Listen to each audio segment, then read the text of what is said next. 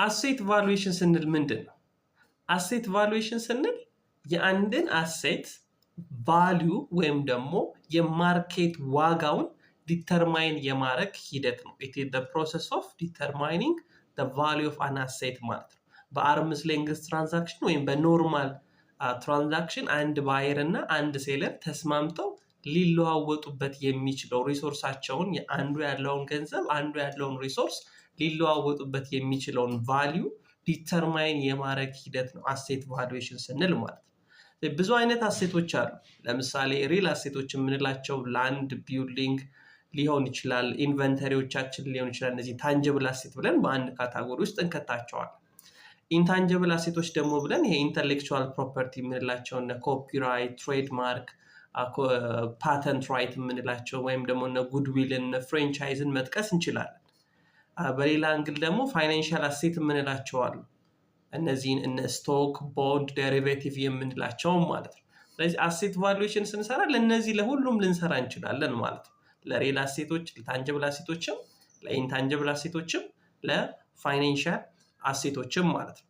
ነገር ግን አሴት ቫሉዌሽን በምንሰራበት ሰዓት የአሴቱን ቫልዩ ለማወቅ በተለያየ መንገድ ዲተርማይን ልናደርገው እንችላለን። ለምሳሌ 3 ሜቶዶች አሉ አሴት ቫሉዌሽን በምንሰራበት ጊዜ የምንጠቀማቸው። የመጀመሪያው ማርኬት አፕሮች ነው። ሁለተኛው ኢንካም አፕሮች ነው። ሶስተኛው ደግሞ ኮስት አፕሮች የምንለው ነው ማለት ነው።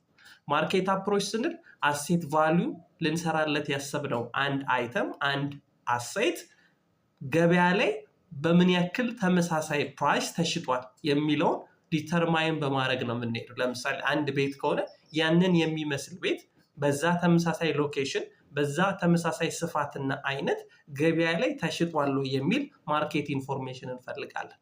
ያንን ማርኬት ኢንፎርሜሽንስ አጀስትመንት የሚያስፈልገው ከሆነ አጀስት እናደርገውና በማርኬት አፕሮች መሰረት የአሴታችንን ቫልዩ ወይም የቤታችንን ቫልዩ ዲተርማይን እናደርጋለን።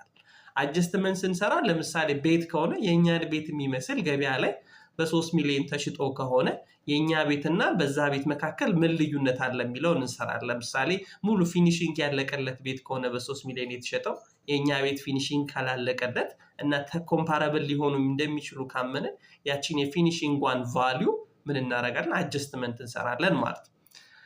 ሁለተኛው አፕሮች ደግሞ ኮስት አፕሮች የምንለው።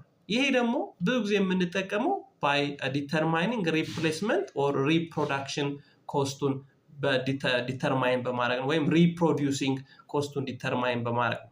ለምሳሌ አንድ ቤት ከሆነ የቤቱን ቫልዩ ዲተርማይን ለማድረግ አሁን ይሄንን ቤት ሪፕሌስ እናደርገው ወይም ደግሞ ድጋሚ